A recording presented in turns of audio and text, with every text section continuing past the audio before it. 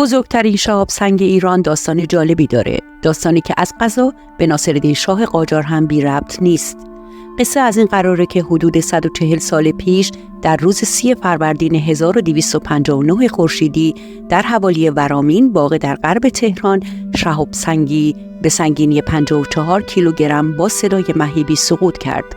ایل شاهسبند در حوالی محل سقوط شهاب سنگ چادر زده بود و اهالی ایل چند ساعت قبل از غروب آفتاب شاهد این واقعه بودند.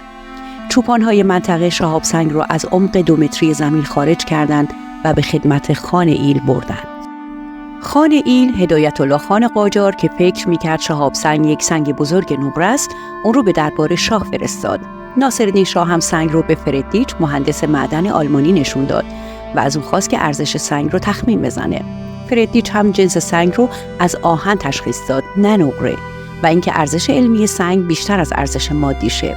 ناصرالدین شاه دستور داد تا اون رو تکه تکه کنند و هر تکه رو به یکی از نزدیکانش هدیه داد تا اینکه هنری وارد آمریکایی به ایران سفر کرد. سنگ رو به اون نشون دادن و او فهمید که اون یک سنگ آسمانیه که روی زمین سقوط کرده.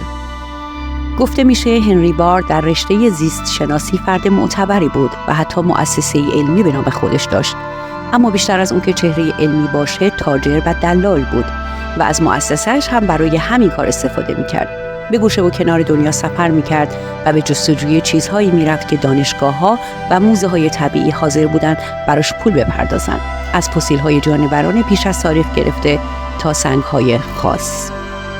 با اجازه ناصرالدین شاه، هنری وارد قطعه‌ای از این شهاب سنگ رو با خودش برد و این گونه شد که شهاب سنگ ورامین سر از 10 موزه بزرگ علوم طبیعی دنیا مثل نیویورک، واشنگتن، وین و بریتانیا درآورد و نامش در مجموعه کتاب‌های شهاب سنگ‌های جهان بارها و بارها چاپ شد. امروزه قسمت اصلی شهاب سنگ در کاخ گلستان نگهداری میشه.